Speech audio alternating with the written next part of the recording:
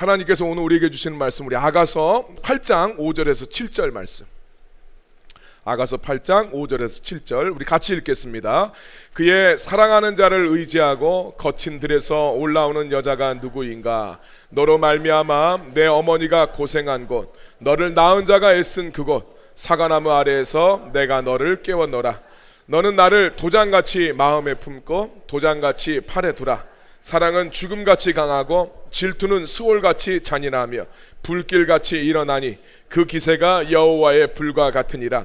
많은 물도 이 사랑을 끄지 못하겠고 홍수라도 삼키지 못하나니 사람이 그의 온 가산을 다 주고 사랑과 바꾸려 할지라도 오히려 멸시를 받으리라. 아멘. 자, 우리 옆 사람하고 함께 인사하겠습니다. 빛이 있으라. 빛이 있으라. 은혜와 생명의 빛이신 예수님이 여러분들의 삶에 충만하게 임하시길 우리 예수님의 이름으로 축원합니다. 우리 한 가족이나 어떤 사회 또 어떤 구성원들이 함께 이제 고난을 겪게 됐었을 때 그 고난을 함께 겪었던 집단이나 구성원들의 관계는 굉장히 이제 끈끈해지는 것을 보게 되죠. 서로 간에 연대감이 형성이 되고 서로의 처지에 대해서 누구보다도 더 공감하게 됨으로써 고난을 함께 겪은 사람들은 그 안에서 관계가 더 성숙해지고 성장하는 것을 보게 됩니다. 그리고 한 집단의 구성원들이 어려움과 역경을 함께 극복하게 되면 그 어려움을 함께 극복했다는 것 자체가 그 집단의 구성원들한테는 굉장한 자부심이 되죠. 군인들 같은 경우에 치열한 전투를 치른 다음에 이 전우들과의 관계가 굉장히 끈끈하게 됩니다. 그리고 그 전투를 승리하게 됐었을 때 그건 뭐 수십 년이 지나도 그 군대에 속했던 사람들한테는 엄청난 자부심이 됩니다. 부부도 마찬가지 아니겠어요? 하나님께서 부부로 짝지어 주신 이유는 역경과 이 고난 속에서 서로에게 돕는 배필이 되어주라고, 그래서 이 어려움을 극복하고 하나됨을 이루라고 부부로 짝지어 주신 것을 믿으시길 바랍니다. 그래서 가정 안에 어떤 역경 때문에 헤어지는 것, 우리가 그런 거 많이 하죠. 뭐 사업에 실패했다, 뭐 이런 거 어려움을 겪어서 그것 때문에 헤어지는 것이 아니라 역경을 함께 극복하면서 하나 되는 것이 필요합니다. 그것이 주님께서 부부로 짝지어 주신 이 목적이다라는 것을 믿고 여러분 가정 가운데서도 돕는 배필의 사명을 잘 감당하시는 여러분이 되기를 예수님의 이름으로 축원합니다. 자, 우리가 그동안 아가서를 살펴보면 이 신부는 여러 가지로 미성숙한 모습들을 보여주었죠. 우리 2장에서 보면 신부는 신랑이 찾아와서 청중하게 나의 사랑, 나의 어여쁜 자라고 부르면서 일어나서 나와 함께 가자고 할 때 신랑과 함께 열매를 먹는 것은 이 신부가 즐거워하는데 신랑과 함께 어디든지는 함께 가려고 하지 않아요. 그래서 여러분 그 2장에서 베테르산 말씀드렸던 거 기억나시나요?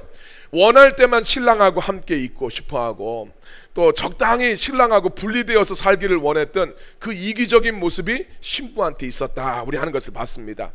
지난주에 우리 5장에서는 어떻습니까? 밤늦게 밤 이슬에 흠뻑 젖어서 문을 두드리면서 문을 열어달라고 신랑이 부르는데 신부가 말도 안 되는 게으름을 부르면서 문 열어주기를 주저하잖아요. 그래서 신랑이 떠나는 장면을 우리가 봤습니다. 자, 그래서 우리가 게으름이 신랑과의 관계를 얼마나 어렵게 만드는가 우리가 살펴봤습니다. 자, 근데 오늘 말씀에서는 이제 성숙한 신부의 모습을 우리들한테 이제 보여주고 있어요. 우리가 이 모습을 통해서 그리스도의 신부로서 교회와 성도가 가져야 될 영적인 성숙한 모습, 그것은 어떤 모습인가 하는 것을 우리가 살펴보도록 하겠습니다.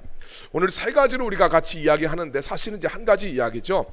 첫 번째로 우리 이야기하면 신부는 신랑 되시는 예수님과 함께 거친 들을 지날 수 있어야 됩니다.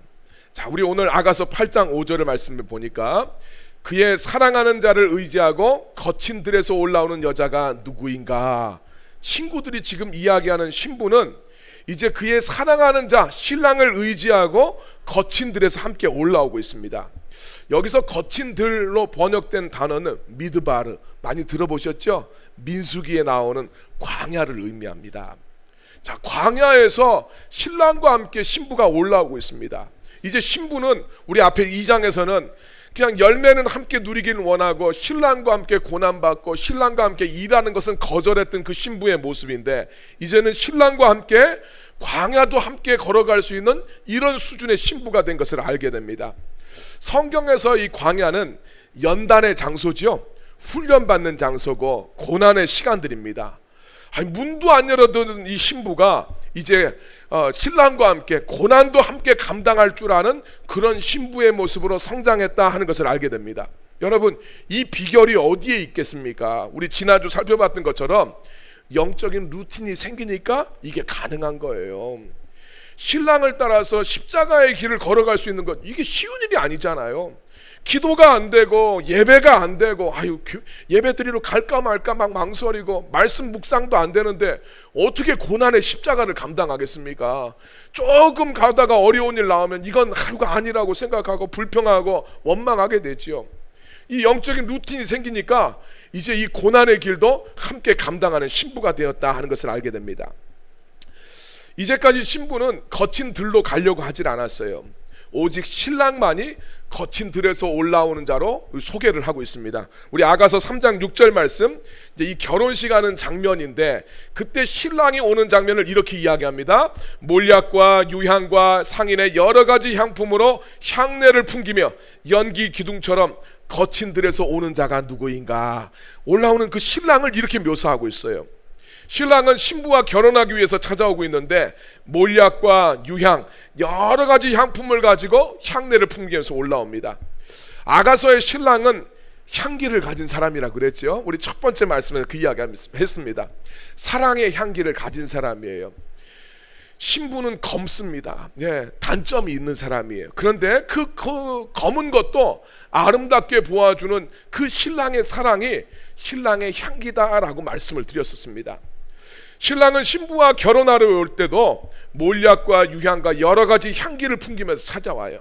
여러 가지 허물을 덮어주고 그럼에도 불구하고 사랑해주는 그런 모습으로 찾아옵니다. 그리고 그 신부와 결혼하기 위해서 거친 들에서 올라왔다 이렇게 소개하고 있어요. 신랑이 신부와 결혼하기 위해서, 우리 기독교인들은 이게 무슨 말인지를 알지요. 신랑이 신부와 결혼하기 위해서, 예수님이 신부인 우리를 그리스도의 신부로 맞이하기 위해서 많은 고난을 감수하고 찾아오신다는 거예요. 그 신랑이 거쳐왔던 거친 들에 대해서, 그 고난에 대해서 우리 빌립보서에서는 이렇게 이야기합니다. 빌립보서 2장 6절에서 8절 말씀 같이 읽겠습니다.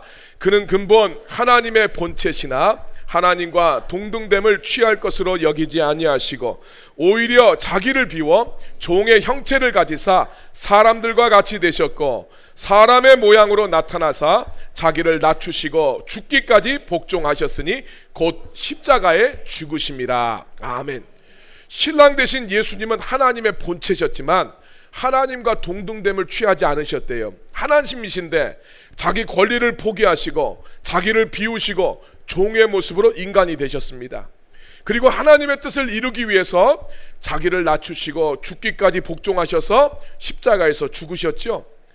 예수님은 죄악으로 인해서 시커멓게 오염된 우리를 아름다운 신부로 맞이하기 위해서 자기의 권리를 포기하시고 종의 모습으로 죄인인 우리들을 용서하시고 우리들을 위해서 희생하시고 우리를 섬겨주셨습니다.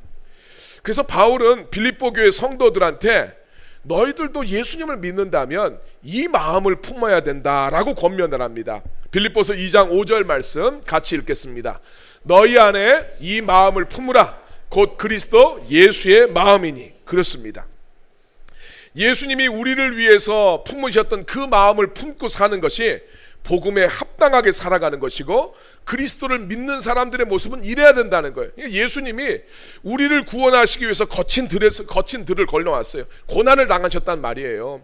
그러니까 오늘 그리스도의 신부된 성도들도 어떻게 해야 되느냐? 신랑 되신 예수님과 함께 그 거친 들을 걸을 수 있어야 된다. 이것을 우리말로 하면 복음에 합당하게 살아가야 되고 십자가의 삶을 살 수 있어야 된다라고 이야기합니다. 우리 빌립보서 우리가 이제 한 주 동안 묵상하셨잖아요. 거기에 보면 그리스도의 신부들이 지나야 될 거친 들을 아주 이제 그 고린도 교회 현실 가운데 적용을 잘 해놨어요. 그것을 우리가 생각을 해보면 이렇습니다. 어떤 일을 하든지 다툼이나 허용으로 하지 말고 겸손한 마음으로 남을 낮게 여기십시오. 이야기하고 있어요. 다투지 말아요. 예. 헛된 영광 구하지 말으래요. 겸손한 마음으로 다른 성도들을 나보다 낮게 여기래요. 그리고 또 자기의 일을 돌볼 뿐더러 다른 사람의 일들을 좀 돌봐주래요. 다른 성도들의 삶을 살펴주고 그들을 위해서 염려하라는 이야기예요. 또 모든 일에 원망과 시비가 없게 하고 여러분들의 관용을 모든 사람이 알게 하십시오. 원망하고 막 싸우려고 하지 말고 너그럽게 품어주는 그 관용을 모든 사람들이 느낄 수 있게 그렇게 살아가라고 이야기합니다.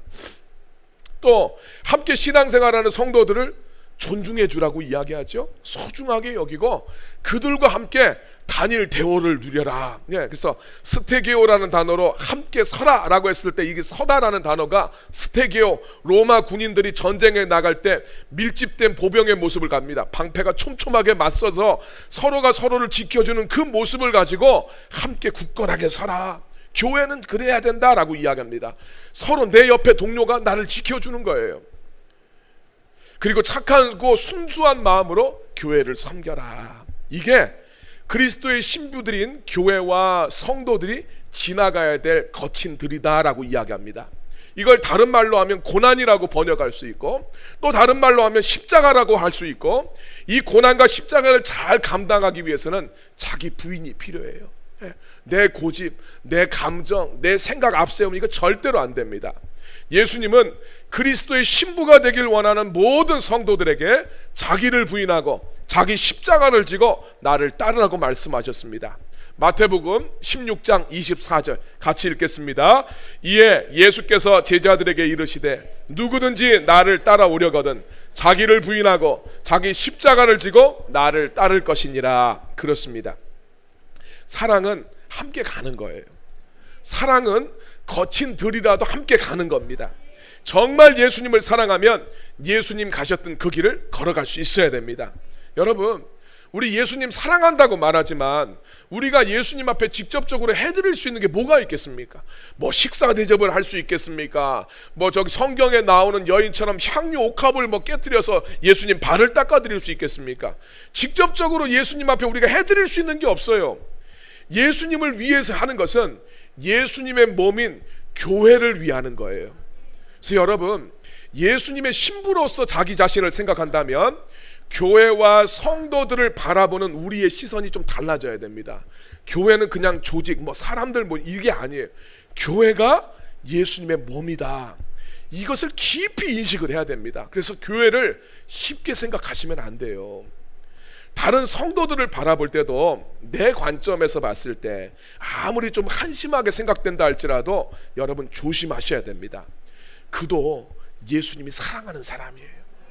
깊이 이것을 아십시오. 그래서 교회와 성도들을 존중하고 사랑해주고 섬기고 용서하고 그들과 함께하면 그것이 곧 예수님께 행하는 것이다 라고 이야기합니다. 제 이야기가 아니에요. 마태복음에 예수님 그러시잖아요. 마지막 날에 염소와 양 같은 성도들을 분리한대요. 그러면서 예수님 말씀하시잖아요. 지극히 작은 자에게 한 것, 그게 나한테 한 것이다. 근데 너희가 네 형제들을 돌보지 않은 것, 그건 나에게 하지 않은 것이다. 예수님 이렇게 말씀하셨어요. 여러분, 예수님의 마음을 품고 복음에 합당하게 살아가는 여러분 되시길 예수님의 이름으로 축원합니다.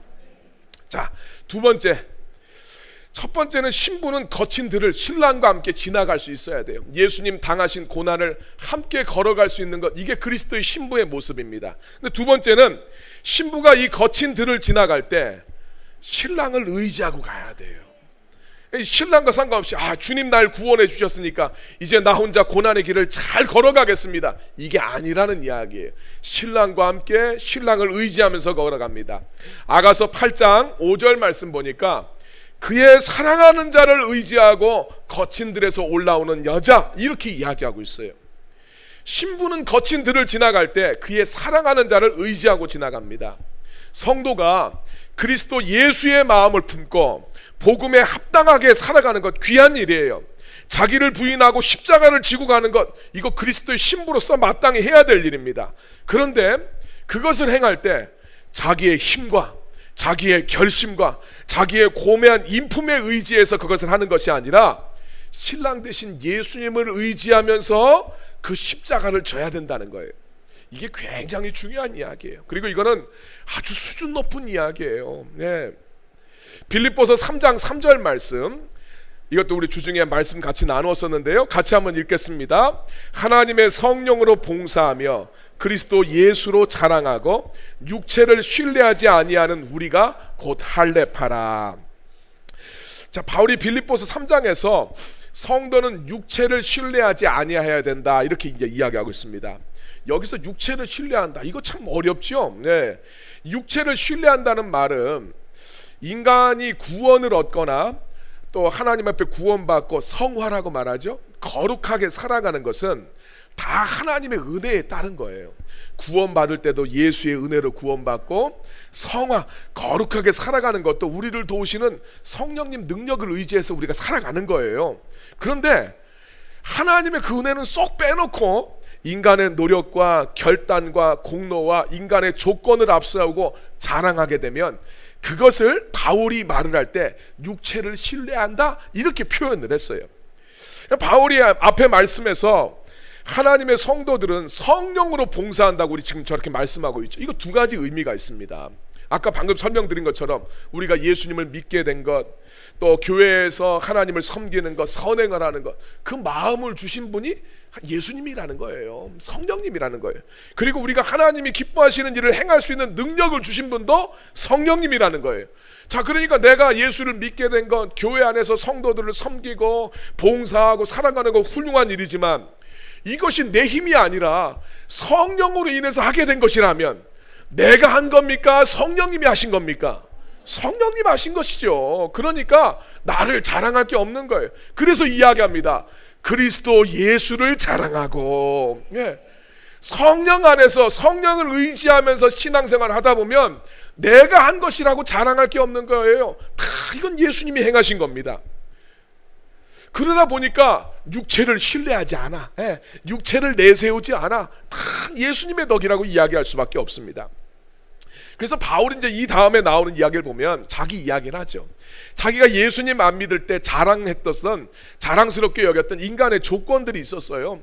정통 유대인이고, 뭐 율법을 가말리엘한테 배웠고, 율법을 잘 지킨 이었던 이 바리새인이라는 자기의 그런 인간적인 조건이, 야, 예수님 만나고 나니까 이게 아무것도 아니구나 하는 것을 깨닫게 됩니다.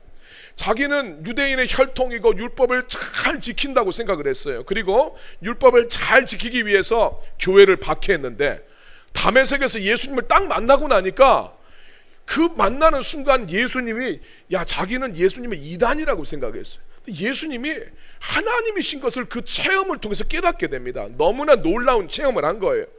근데 그 예수님이 바울한테 이야기할 때, 사울아, 사울아, 왜 나를 박해하냐고 이렇게 말씀을 하시는 거예요. 자기가 자랑스럽게 생각했던 인간의 조건들, 이것이 하나님을 만나고 났었을 때 보니까 순전히 하나님을 대적하는 행위였다는 것을 깨닫게 된 겁니다. 그런데 그렇게 하나님 편에서 봤었을 때 바울은 아주 괘씸하기 짝이 없는 대역 죄인인데, 하나님은 그런 바울의 죄를 용서하시고 바울한테 내가 너를 이방인들의 사도로 삼겠다라고 말씀을 하셨어요. 하나님 편에서 볼 때 자기는 선을 행한 것은 하나도 없고 하나님을 대적하며 살았는데 하나님 앞에 용서받고 쓰임받게 됩니다. 그러니까 바울이 깨닫게 된 거예요. 자기가 구원받은 것은 인간적인 조건을 가지고 산 것이 아니라 하나님 앞에 아무것도 한 것이 없는데 예수님께서 자기의 죄를 용서해 주시고 자기를 사랑해 주시고 자기를 위해서 십자가에 달려 죽으셨기 때문에 자기가 용서함 받고 주님 앞에 쓰임 받게 된 것을 깨닫게 됩니다. 그렇게 되니까 이제까지 자기가 자랑했던 인간적인 조건들, 이걸 다 해로 여기고 바울은 이걸 배설물처럼 여겼대요. 그리고 오직 중요한 것은, 야, 예수님을 아는 게 중요하다. 그분의 복음을 깨닫는 게 중요하다. 그리고 복음에 합당하게 살아가는 것이 너무너무 중요하다는 것을 깨닫게 되었다. 그렇게 이야기합니다. 그래서 바울이 그 뒤로 그런 이야기를 하죠. 바울이 자기가 주님 앞에 자랑할 게 아무것도 없다라고 이야기를 해요. 왜 자랑할 게 아무것도 없습니까? 바울이 얼마나 많은 고난들을 겪었는지를 몰라요. 복음을 전하기 위해서. 바울이 이야기합니다. 40에서 하나가 35때 채찍으로 만든 이거 5번 맞았대요. 3번 태장으로 맞고, 한 번은 돌에 맞아 죽을 뻔했고, 3번 파선을 했고, 여러 가지 막 강도의 위협, 동족 유대인들이 자기를 공격하고, 이방인들이 자기를 박해하고, 또 거짓 형제들의 위험, 수도 없이 경험했다는 거예요. 복음을 위해서 자기가 이런 고난을 겪었으면 자랑할 게 많아요. 뿐만 아니라 이런 고난을 통해서 많은 교회를 세우고 많은 제자들을 양성했었습니다. 능력이 없었습니까? 바울이 일할 때 입었던 그 앞치마를 덮으면 죽은 사람도 벌떡벌떡 일어나고 귀신이 떠나가는 엄청난 능력을 가지고 있었어요. 얼마나 또 이 사람 리더십이 있던 사람입니까? 정말 사람 세우고 사역해 나가는 거면 기가 막히게 사역을 하죠.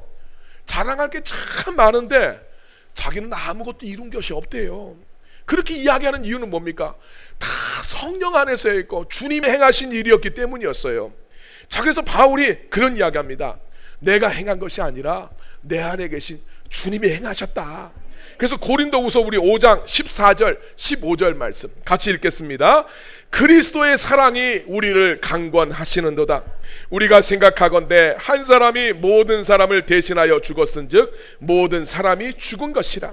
그가 모든 사람을 대신하여 죽으심은 살아있는 자들로 하여금 다시는 그들 자신을 위하여 살지 않고 오직 그들을 대신하여 죽었다가 다시 살아나신 이를 위하여 살게 하려 함이라. 아멘.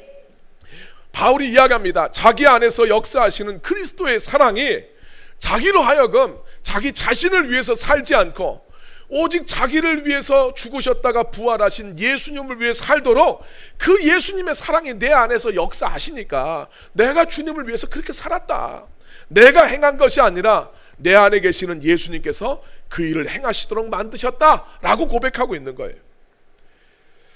자, 여기서 우리가 중요하게 알게 되는 게 뭡니까? 신랑 되신 예수님과 함께 거친 들을 지나가는 성도는 자기를 자랑하지 않아요. 자기 권리를 내세우지 않습니다. 바울이 할 말이 얼마나 많겠어요. 예, 바울 서신 곳곳에 보면 고린도후서도 그러죠. 야, 내가 너희들보다 안 한 게 뭐가 있냐? 응? 내가 유대인으로 출신이 부족하냐? 아까 전에 제가 말씀드렸던 바울이 당했던 여러 가지 고난과 업적들을 이야기하면 내가 너희들보다 한 게 부족하냐? 나 그런 거 아니다. 할 말 많이 있지만 자기 권리를 주장하지 않아요. 이게 예수를 의지하며 살아가는 거예요. 신랑 대신 예수를 의지하는 것이 바로 이겁니다. 여러분, 우리 가정이나 교회나 사회나 자기 권리를 주장하는 것에 항상 다툼이 있습니다. 권리를 내세우는 것에 항상 싸움이 있어요. 가만히 생각해 보세요. 다 자기 권리를 주장하면 거기에 싸웁니다. 그런데 예수님을 정말 의지하는 사람은 겸손해져요. 내가 한 게 아니니까. 빌립보 교회는 아주 훌륭한 교회였어요. 바울은 이 교회 성도들만 생각하면 너무 기쁘대요. 이 성도들을 생각하면 너무 감사하대요. 자기가 이 성도들을 얼마나 사랑하는지 우리 주님이 증인이라고 이야기합니다. 정말 빌립보 교회는 정말 섬김과 헌신이 있고 복음에 열정이 있는 그런 교회였어요. 근데 이 교회의 문제가 뭐냐면 이 하나님을 향한 열심을 가지고 열심히 살다 보니까 자꾸 육체를 신뢰하게 되는 거예요. 다 하나님의 은혜로 하는 것인데 하나님이 자격이 없는 자를 구원해 주시고 주님이 주시는 힘으로 주님 섬기는 것인데 아이 자꾸 이제 자기 열심으로 열심히 하다 보니까 하나님 은혜를 쏙 빼먹고 자기가 행한 노력, 결단, 헌신만 내세우니까 이 교회에 자꾸 싸움이 나오는 거예요. 빌립보서를 쓴 목적은 사실 거기 있었어요. 우리 열심을 가진 성도들은 이걸 조심해야 돼요. 그래서 이게 수준 높은 이야기라는 거예요. 예. 신앙적인 열심이 없는 사람들은 이거 지금 전혀 이해가 안 됩니다. 신앙적인 열정이 있는 성도들이 이걸 조심해야 돼요. 열심히 하다가 하나님 은혜를 잊어버릴 수가 있어요. 내 열정이 앞서다 보면 하나님이 행하시는 것을 잊어먹을 수가 있어요. 자꾸 육체를 신뢰하게 됩니다. 이걸 우리가 조심해야 돼요. 육체를 신뢰하게 되면 거기에 다툼이 나오고 갈등이 나오고 있습니다. 그래서 여러분, 십자가의 길을 걸어가시는 건 너무나 귀한 일이에요. 주님의 일을 감당하는 건 너무나 아름다운 일입니다. 예수님과 함께 거친 들을 걸어가는 것 귀한 일이지만 그 길을 걸어가실 때 신랑 되신 예수님을 의지하고 예수님을 자랑하고 예수님의 은혜를 주목하시길 바랍니다. 세 번째로 약속을 마음에 품고 이 거친 들을 지나가야 돼요. 거친들을 지나가면서 우리의 신랑 되신 예수님과 함께 걸어갔을 때 성도는 마음속에 주님이 내게 주신 그 약속, 이것을 소망하면서 가야 됩니다. 아가서 8장 6절 말씀 같이 읽겠습니다. 너는 나를 도장같이 마음에 품고 도장같이 팔에 두라. 사랑은 죽음같이 강하고 질투는 수월같이 잔인하며 불길같이 일어나니 그 기세가 여호와의 불과 같으니라. 신부는 신랑한테 요청할 때 지금 신부가 이야기합니다. 나를 도장처럼 당신 마음에 품어 주십시오. 나를 도장처럼 당신의 팔에 두십시오. 이렇게 이야기합니다. 이 시대의 도장은 다 반지였죠. 네, 우리 에스더서 봤을 때도 아하수에로 왕의 그 반지가 도장이었어요. 반지는 약속이고 보증이고 책임입니다. 도장과 이 반지는 구속력을 가져요. 신부는 신랑한테 지금 요청을 합니다. 자기에게 행한 약속을 지켜달라는 거예요. 네. 우리가 결혼 반지 끼는 게 뭡니까? 서로에 대한 약속이잖아요. 네. 내 평생 나는 당신한테 구속돼서 살겠습니다. 이 이야기입니다. 신랑은 신부에게 뭘 약속을 했는가? 결론적으로 말씀을 드린다면 부활의 생명, 부활의 기쁨, 부활의 영광을 약속했습니다. 우리가 지금까지 성숙한 그리스도의 신부라면 거친 들을 지날 수 있어야 된다. 예수님과 함께 고난을 감당할 수 있어야 된다. 십자가를 질 수 있어야 된다라고 말씀을 드렸는데, 도대체 왜 그리스도의 신부는 거친 들, 고난의 십자가를 감당을 해야 될까? 여러분 그 생각 안 드세요? 신부를 사랑한다면 어려운 일 안 시켜야 될 거 아닙니까? 예? 내 부인을 사랑한다면 어려운 거는 내가 좀 하고 안 시켜야 될 거 아닙니까? 그런데 예수님은 신부를 그렇게 사랑한다고 하시면서 왜 교회와 성도들한테 고난의 십자가를 감당하라고, 왜 거친 들을 지나야 한다고 말씀을 하시겠습니까? 빌립보서 1장 29절 말씀 같이 읽겠습니다. 그리스도를 위하여 너희에게 은혜를 주신 것은 다만 그를 믿을 뿐 아니라 또한 그를 위하여 고난도 받게 하려 하심이라. 그렇습니다. 하나님이 우리에게 주신 은혜는 두 가지라는 거예요. 예수를 믿어 하나님의 자녀가 되는 것, 이것도 하나님이 주시는 은혜예요. 그러나 그것뿐만 아니라 우리를 구원하신 예수님을 위하여 고난도 감당할 수 있는 것, 이것이 하나님의 은혜다라고 이야기합니다. 아니 왜 그분을 위해서 고난 당하는 거, 이게 은혜일까? 여러분, 성도가 예수님하고 연합할 수 있는 것은 고난밖에 없습니다. 이걸 꼭 기억하셔야 됩니다.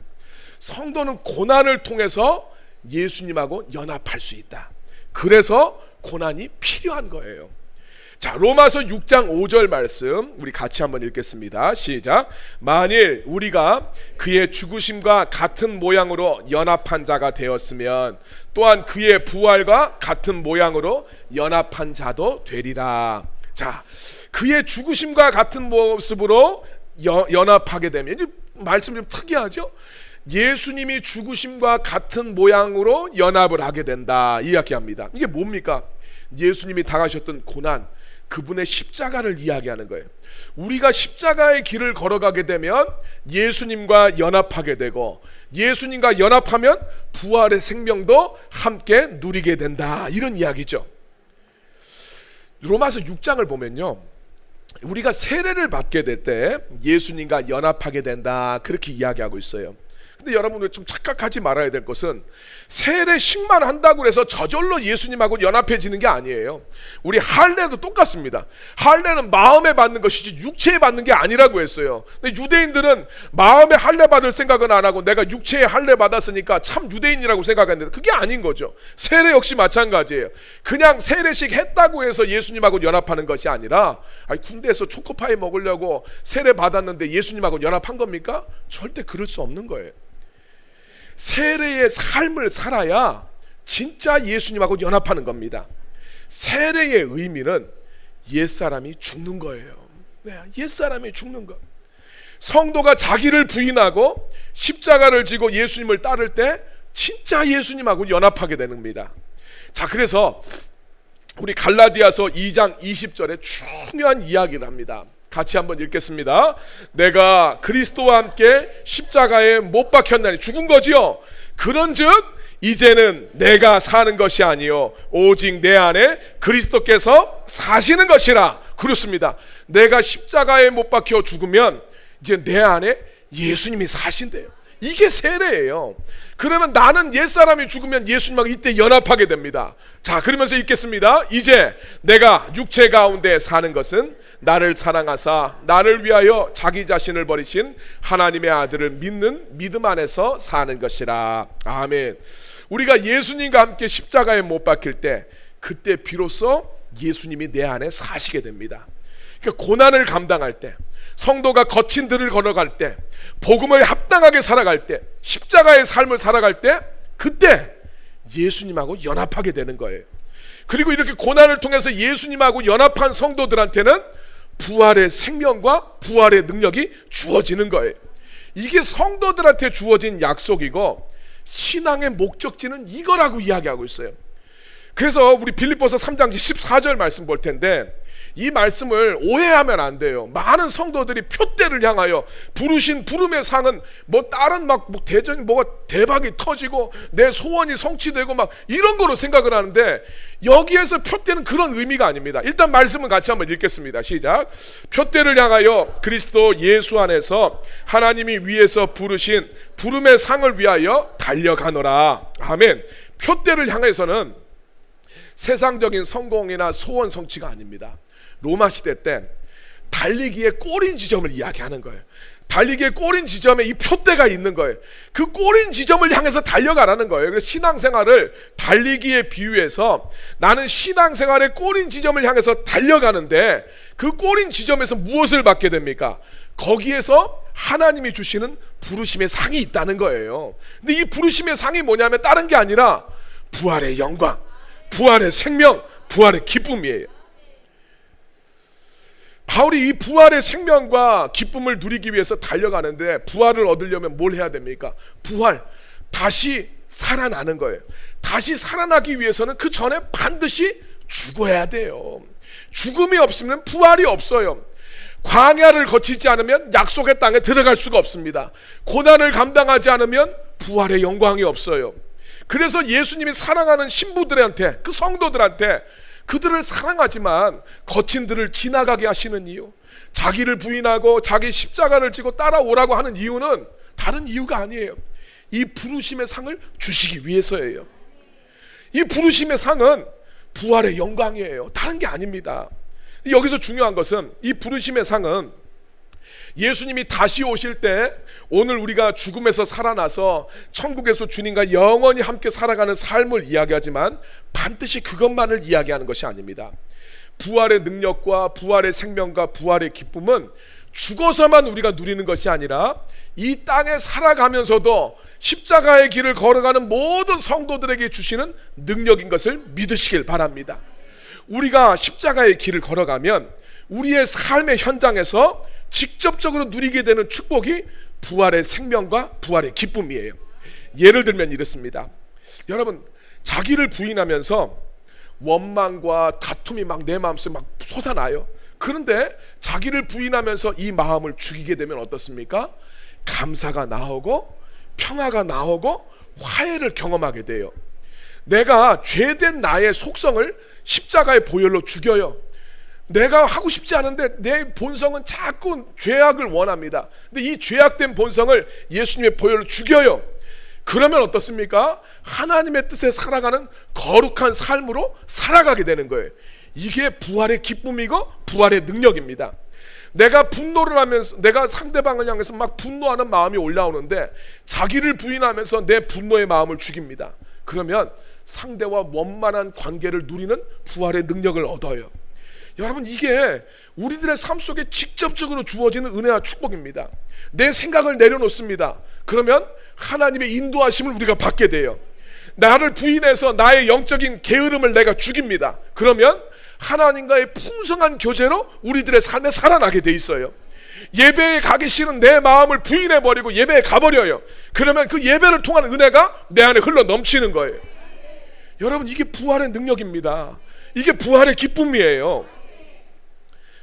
그래서 우리 성도들은 내 안에 역사하시는 성령님의 음성에 따라서 자기를 부인하고 그 음성에 따라 순종할 필요가 있어요. 우리가 그런 고민할 때 있잖아요. 왜 나는 주님 뜻대로 못 살까? 왜 항상 나는 좌절할까? 나의 이 본성을 죽이는 거예요. 왜? 그 주님의 능력을 간구하면서 나의 본성을 죽여요. 그렇게 되면 하나님 원하시는 삶이 내 안에서 살아나는 거예요. 여기에 중립지대가 없습니다. 내가 죽으면, 나의 본성이 죽으면 하나님의 신령한 것들이 살아나요. 내가 이 세상적인 것이 죽으면 영적인 것이 걷게 됩니다. 정말 이 썩을 것을 내가 심게 되면 부활의 거룩한 것을 누리게 되는 거예요. 그리고 우리가 이렇게 부활의 능력을 경험하면서 살게 됐을 때 예수님에 대한 우리들의 지식이 새로워집니다. 예수님이 어떤 분이신가, 이것을 정말 체험적으로 알게 되고 부활의 능력도 우리가 누리며 살게 되는 겁니다. 아가서에서는 이게 진짜 사랑이래요. 이 사랑은 어떤 누구도 감당할 수가 없는 그 복된 사랑이라고 이야기합니다. 자, 그래서 아가서 8장 6절에서 7절 말씀, 우리 주님께서 주시는 그 약속을 붙들고 살아가는 성도들에게 주시는 그 사랑이 얼마나 강력한지를 이야기합니다. 우리 8장 6절 7절 말씀 같이 읽겠습니다. 너는 나를 도장같이 마음에 품고 도장같이 팔에 두라. 사랑은 죽음같이 강하고 질투는 수월같이 잔인하며 불길같이 일어나니 그 기세가 여호와의 불과 같으니라. 많은 물도 이 사랑을 끄지 못하겠고 홍수라도 삼키지 못하나니 사람이 그의 온 가산을 다 주고 사랑과 바꾸려 할지라도 오히려 멸시를 받으리라. 아멘. 신랑 되신 예수님과 함께 그분을 의지해서 성도가 부활의 약속을 믿고 거친 들을 지나가게 되면 그 성도를 우리 주님이 너무너무 사랑하신대요. 그 주님의 사랑은 누구도 막을 수가 없대요. 죽음도 막을 수가 없고 어떤 홍수가 나도 그 사랑을 꺼뜨릴 수 없다, 이렇게 말씀하고 있습니다. 여러분, 영적인 성숙은 복음에 합당한 삶을 살아가는 게 영적인 성숙이에요.